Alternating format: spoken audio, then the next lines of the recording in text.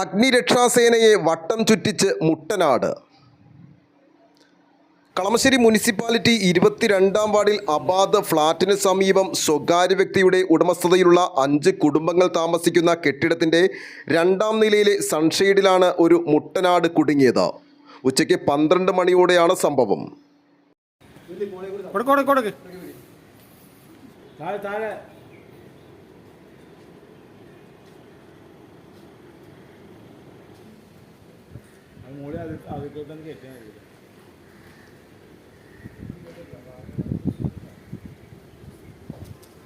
പേടിക്കും ആടും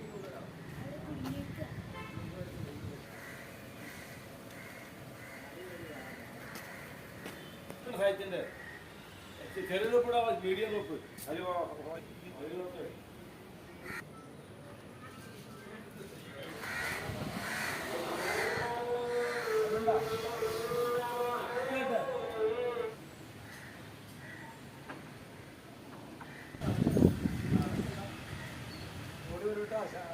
ആൾക്കാരെ ഓടി ചാടി വരൂട്ടോ നോക്കണേ.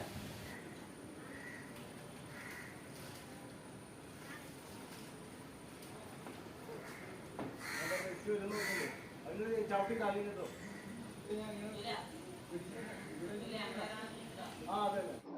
രക്ഷാപ്രവർത്തനത്തിനിടയിൽ സേനാംഗങ്ങളെ ആട് കുത്താനും ശ്രമിച്ചു.